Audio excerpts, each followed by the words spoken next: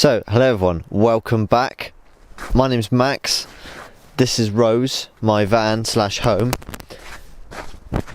I'm attached to a cable so the wind doesn't interfere. I've got some notes, just so I don't forget anything, even though I've probably forgotten to write something down anyway.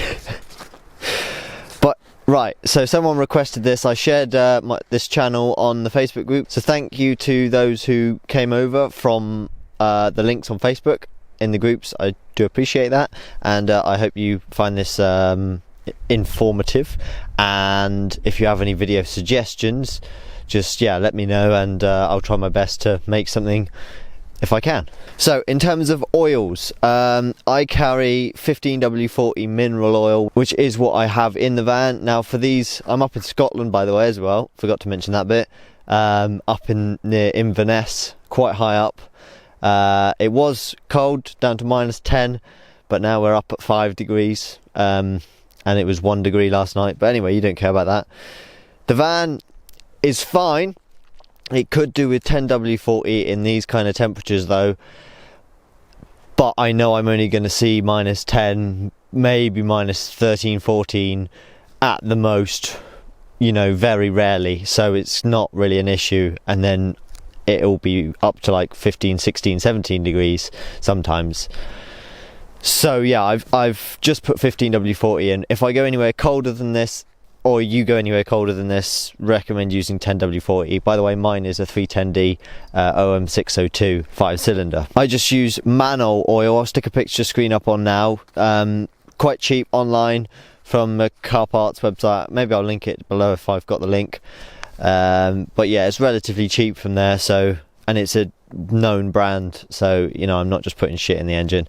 I have put triple QX in, and there's no noticeable difference between the two, so that's why I've chosen to use the cheaper stuff. So in terms of diff oil, again, nothing fancy, it is just Halford's. Let me get it. So if you guys came over here anyway, it would make my life a lot easier. So I store all my oils underneath my driver's seat, which are car seats, just because my van didn't have any seats when I bought it, so these were free, and I don't say no to free.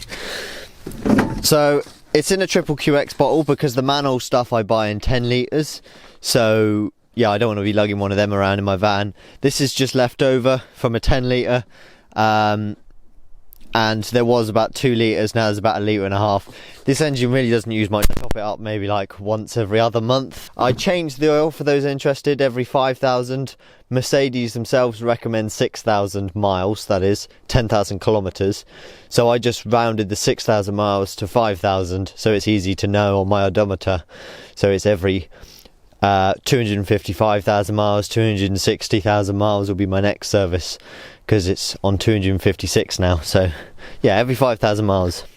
This is also kind of a winter preparation video, and then also what I carry in my van for Mercedes T1 owners and camper van owners. So I've got some brake fluid, DOT4 brake fluid. I've got some pre-mixed, the coolant I use.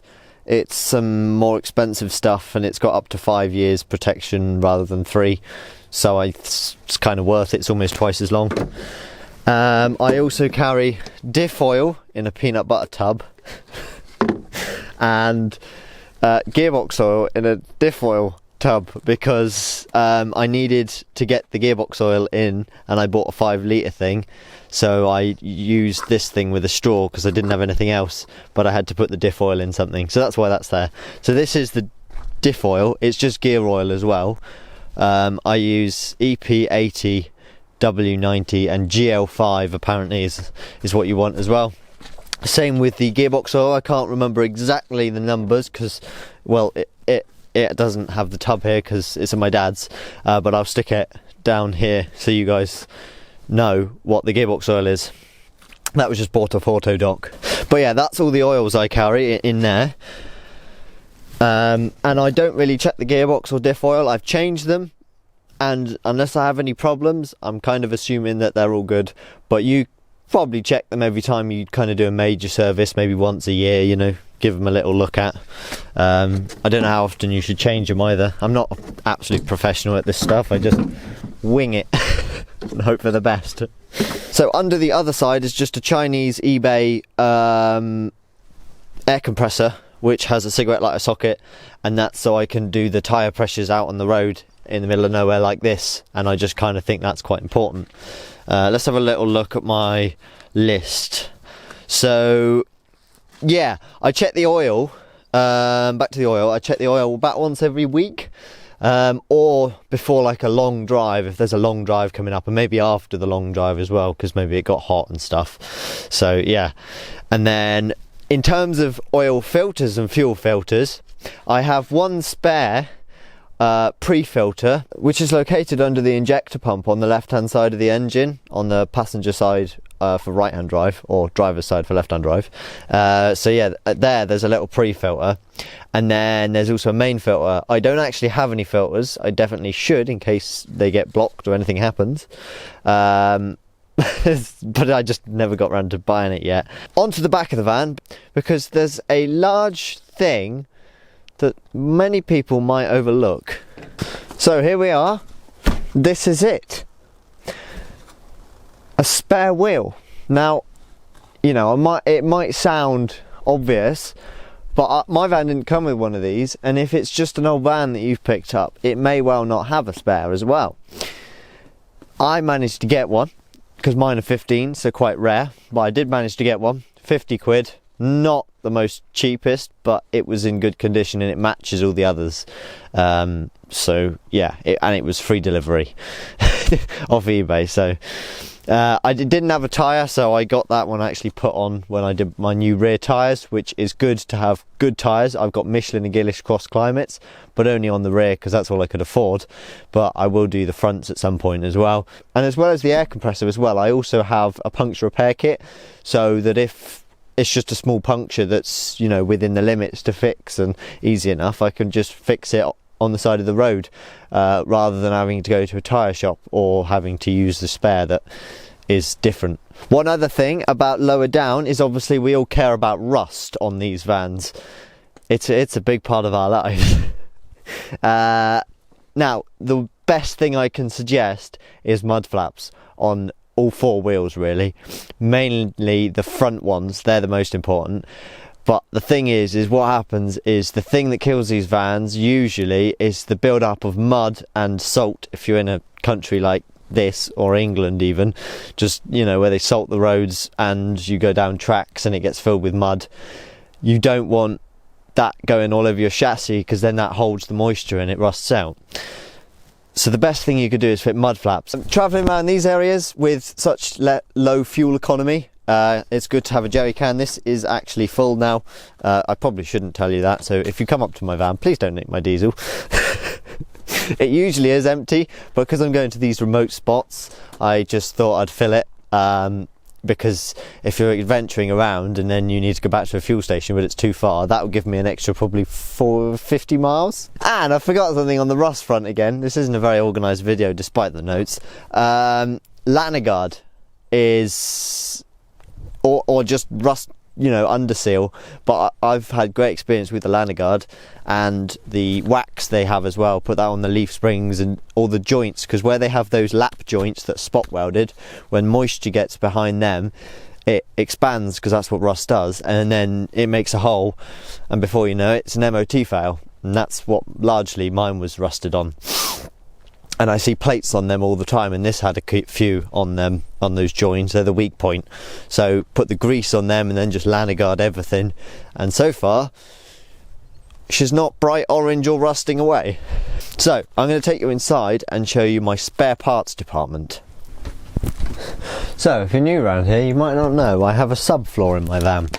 And if we lift this subfloor up, we are greeted with tools mainly, but here is my box that is everything Mercedes related and a few other bits. So I'm going to show you what's important to carry. I know one of my friends had the same issue, and I've had it twice now because there's actually two springs. The throttle spring snap, so that when you take your foot off the pedal, it doesn't come up and you keep going. And if you're going up and down mountain roads and you need to then take your foot off for engine braking to go down the hill, Nope, the van's just going to fully accelerate down the hill. So yeah, not going to end well. Really important that you carry these, I think. This is the spring for next to the injector pump, and there's also another spring on the top of the engine on the manifold. That is another spring, but that one snapped originally on my friend's van and then on my van.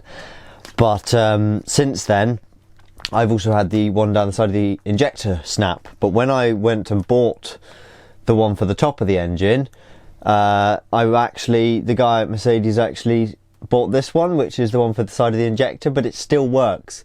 I don't know if you can get the one for the top of the manifold, but I bought one of them and then I fitted it to replace the snap one, realised it wasn't quite right, but it works. I had like a bodged spring off my maul grips and the throttle spring was way too stiff, so it's got to be a nice soft spring. It's nothing crazy. And then the other day up in Scotland where we are now, one of these went in the mountains and I just had to pull over, and then I had to control the throttle with my hand on the side of the engine. That's what I would recommend carrying. Worth asking if they do the one for the top of the air manifold, you know, the one above the injector pump on the manifold, air intake manifold. It's a slightly different spring, but as I say, this one does work, and if you want the part number, it is 601-993-0810, and that's with an A at the beginning. But I've got 3 of these now. But here is my old slave cylinder. I keep a lot of old parts just because if it's not broken and you fixed it, which is what I did, I just replaced it because it wasn't broken. I just decided to replace it so it didn't break. But that's there if case the replaced one goes. I've got a spare alternator down here. I've got a spare fuel sender. I've got all leaf spring bushes. This is the little fuel pre-filter. And then I've also got clips for the side of the gearbox. All the gearbox stuff I'll link in a card up here. I did the glow plugs. I'll link that in a card up here as well if you haven't seen that. But definitely try and get some of these clips. Go watch that gearbox linkage video. Get some of these clips because they're known for failing and rusting away, and then you're stranded because you can't put the van in or out of gear. And then I've got the old linkage arms on the side of the gearbox.